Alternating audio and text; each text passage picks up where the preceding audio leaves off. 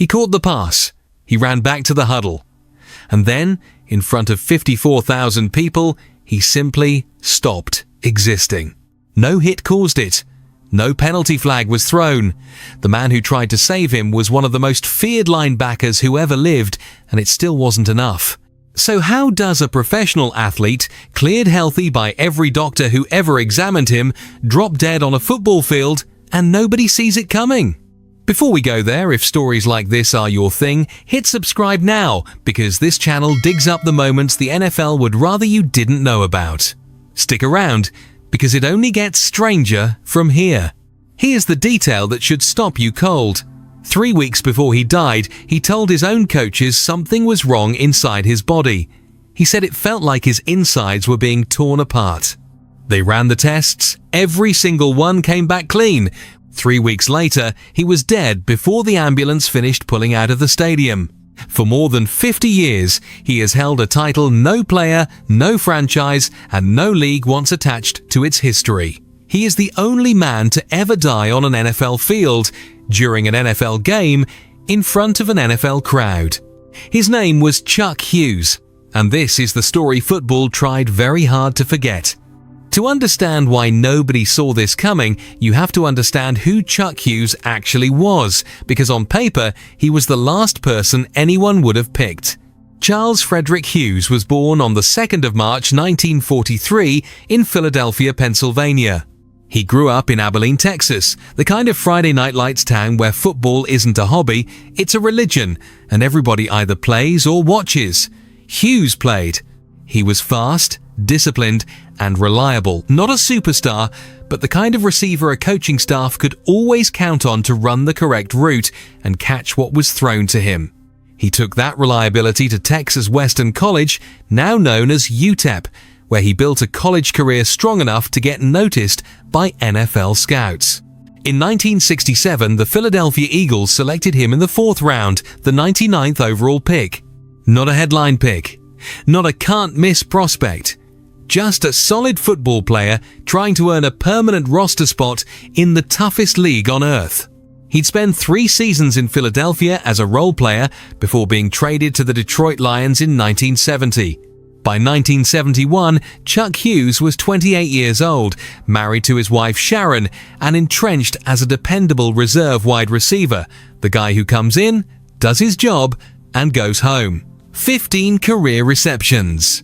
262 receiving yards, not the stats of a legend, the stats of a working man in shoulder pads. There was nothing about Chuck Hughes that screamed tragedy. Teammates remembered him as easygoing, quick with a joke, the kind of guy who could diffuse an awkward moment without even trying.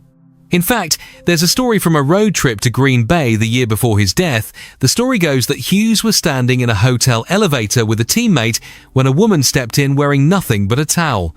Without missing a beat, Hughes reportedly just looked at her and asked if she was headed to the sauna. That was Chuck Hughes. Calm under pressure, unbothered, the guy everyone liked. Which makes what happened next even harder to explain. Here's where the story turns from a routine NFL biography into something much stranger. On the 4th of September 1971, Hughes took a hit during a game, nothing that looked unusual by football standards, the kind of collision that happens a dozen times a Sunday. But afterward, Hughes started complaining of something that didn't match a normal football injury. He described severe pain in his stomach and chest, not soreness, not the dull ache of bruised ribs. He told people it felt like his insides had been torn apart. The Lions medical staff took it seriously enough to run him through an exhaustive round of tests, x-rays, physical exams.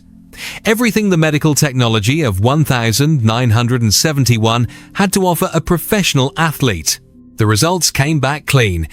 No fractures, no internal bleeding, no red flags. As far as modern medicine in 1971 could tell, Chuck Hughes was a perfectly healthy 28-year-old professional athlete. Here's the part that should make you uncomfortable. He wasn't lying, and he wasn't imagining it. Something was seriously wrong inside Chuck Hughes' body. The tools available to doctors at the time simply weren't built to find it, because the danger wasn't a torn muscle or a cracked rib. It was hiding inside his arteries. And it had probably been building for years. Hughes kept playing. What else was he supposed to do? Every test said he was fine. He was a professional athlete in the middle of a season, and the only diagnosis anyone could offer him was that there was nothing wrong. 6 weeks later, that diagnosis would prove to be the deadliest mistake of his life. The date was the 24th of October 1971. The location: Tiger Stadium, Detroit. Michigan normally home to the Detroit Tigers baseball team, but on this particular Sunday, it belonged to the Lions and their divisional rivals, the Chicago Bears. The weather was miserable. Rain fell steadily through a thick, humid Michigan afternoon, the kind of weather that turns a football field into a swamp and makes every breath feel heavier than it should. 54,418 fans packed into the stands anyway, because this was an NFC Central Division matchup, and in 1971, the Lions and Bears hated each other. Chuck Hughes wasn't a starter. He was a role player who'd only appeared in 3 games that season. But on this particular Sunday, with the Lions trailing and time running out, his number got called. Late in the fourth quarter, Lions quarterback Greg Landry dropped back and found Hughes on a crossing pattern. The ball hit his hands, 32 yards. His first reception of the entire 1,971 season, and it moved Detroit deep into Chicago territory with just over a minute left on the clock. 2 Bears defensive backs, Gary Lyle and Bob Jeter, hit him from both sides to bring him down. But the catch stood. For a moment, it looked like Chuck Hughes might be the guy who set up the game-tying, maybe game-winning drive. The Lions ran a few more plays. Hughes lined up again. The pass wasn't for him this time. It sailed toward tight end Charlie Sanders and fell incomplete. And then Chuck Hughes turned and started jogging back to the huddle. He never made it. Somewhere around the Bears' 15-yard line, with a little over a minute left on the game clock, Chuck Hughes stumbled. Then he pitched forward and fell face first onto the wet turf of Tiger Stadium. At first, nobody thought much of it. Football players go down all the time: cramps, exhaustion, a blown-out ankle. It's part of the sport. Play kept moving around him for a few seconds, the way it always does when a guy takes a knee to catch his breath. But Chuck Hughes wasn't catching his breath. He wasn't moving at all. The player closest to his body when it happened was Chicago Bears linebacker Dick Butkus, one of the most ferocious, most feared defenders to ever put on a helmet, a man built out of pure aggression on every football card ever printed. And in this moment, Butkus wasn't hitting anybody. He was staring down at a motionless body on the turf, and something in what he saw made him immediately turn and wave frantically toward the sideline for help. Think about that for a second. This was a man whose entire NFL reputation was built on intimidation. And the sight of Chuck Hughes on the ground scared him enough to break character in front of a packed stadium. Team physician Edwin Giss rushed out onto the field. Hughes was unresponsive. His skin, according to accounts from that day, had started changing color. Medical staff began working on him right there on the muddy turf, in front of 54,000 fans who had no idea they were watching a man die in real time. And here's the detail that still shocks people more than 50 years later. The game did not stop. With Hughes being treated feet away and eventually carried off on a stretcher, the officials let the clock keep running.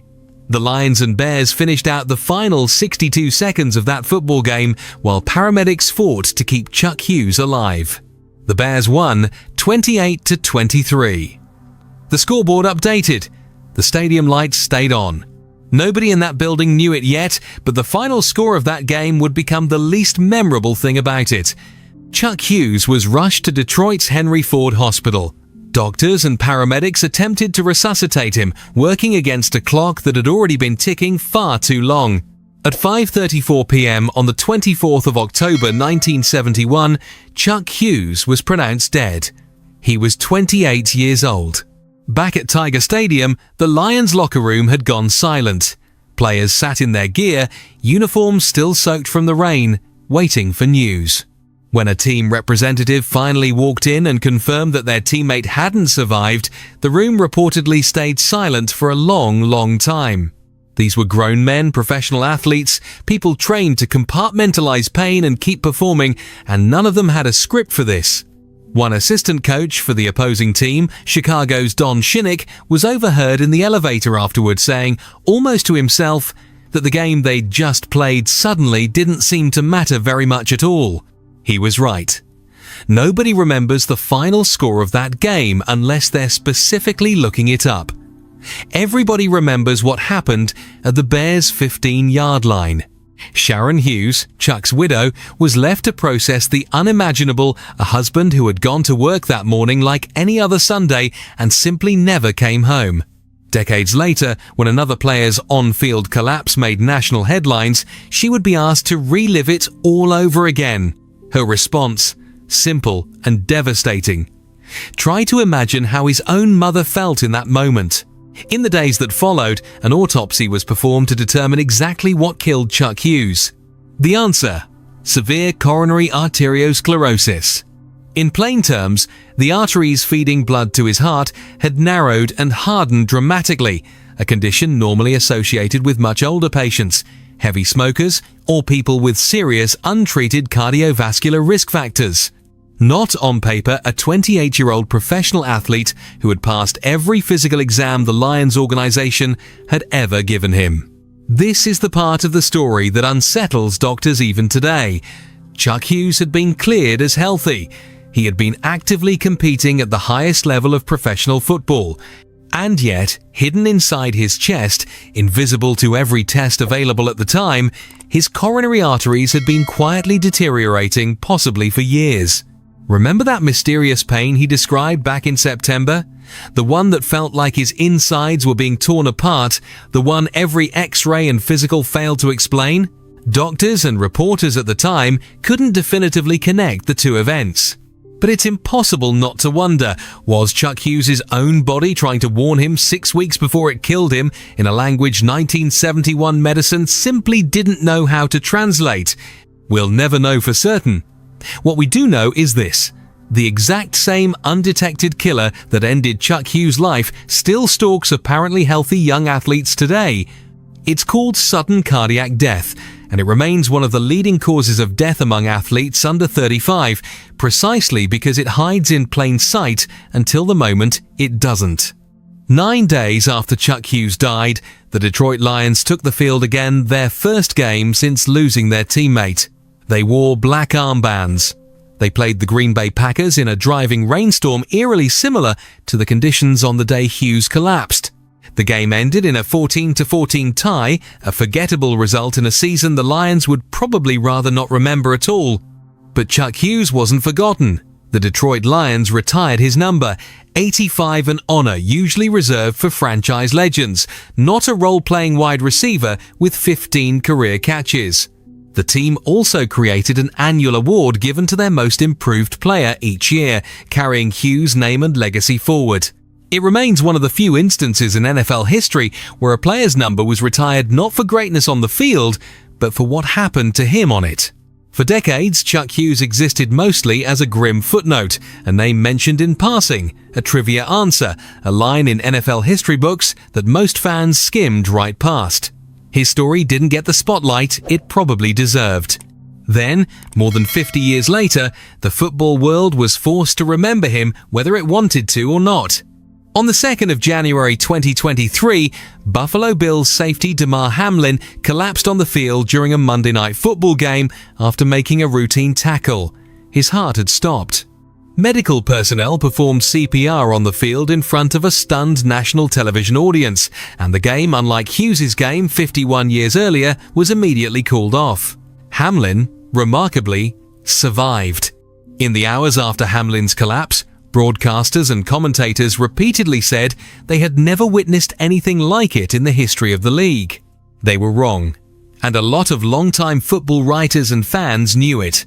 Because more than 5 decades earlier, at Tiger Stadium, in the rain, a football player had collapsed on the exact same kind of play, in front of the exact same kind of crowd, and that time, nobody survived to tell people what it felt like from the inside. The comparison forced Chuck Hughes' name back into headlines across the country.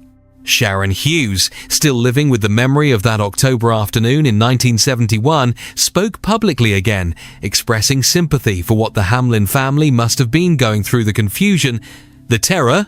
The helplessness of watching from the stands or the sideline as medical staff fight for a life in real time. But there was one enormous difference between 1971 and 2023. And it's the reason Damar Hamlin is alive today: the defibrillator. In the decades following Chuck Hughes' death, sports medicine underwent a quiet revolution.